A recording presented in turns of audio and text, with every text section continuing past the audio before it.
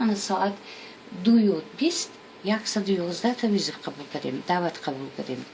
من من بریگاد реанимационный ما از سر این طرف 11 دعوت قبول کردیم. از ماه سپتامبر بسیار کسلمان همین درد شکم، болит желудок. К ребенку 4,5 годика. Когда они гуляли с матерью 12 числа, ее сбил велосипед. Сбил на большой скорости, проехал взрослый парень и сбил ее. Она отвлеклась с маленьким ребенком. Вот, и 3 дня они не обращались, и вот сегодня у нее сильная рвота. Несколько раз, уже 4 раза была рвота. Значит, это говорит о том, что у нее вот там сотрясение головного мозга, что там черепно-мозговая травма. Вот, и мы отвезли в Карабалу к нейрохирургу. Скорая. Юрий Таджили. А что, телефон тоже не знаете ваш? Рудаки улица, если где ЦУМ. Кабул вызов. Сердечный приступ, 30 лет, женщина. Вот выезжает доктор Султанов. Haftım tabip sultanı, haftım tabip sultanı. Felçer babacığım.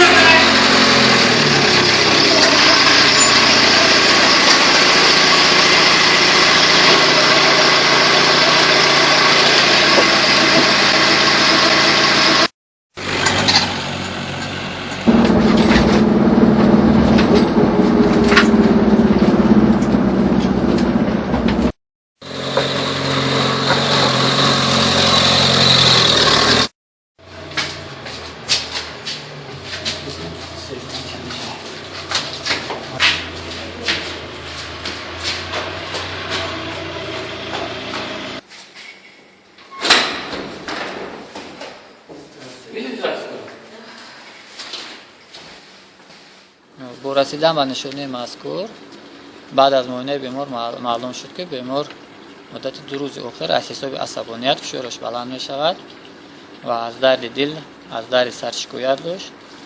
بعد از معاین کردن فشار خون، سنجیدن فشار خون و ثبت برقی دل گذراندن معاین شد که در حقیقت بیماری دل ندارد و بیمار تنها داروهایی که عصب را آرام میکنن استفاده کرده شد. بیمار آرام شد.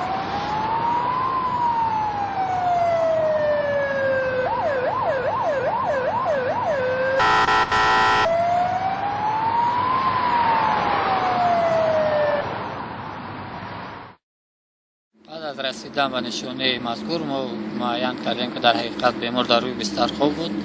شوهر بیمار منح او را نگاه می داشت و روی سخنان او مدت 30 دقیقه زیادتر است که کار دلش قطع شده است، نفس نمی کشد.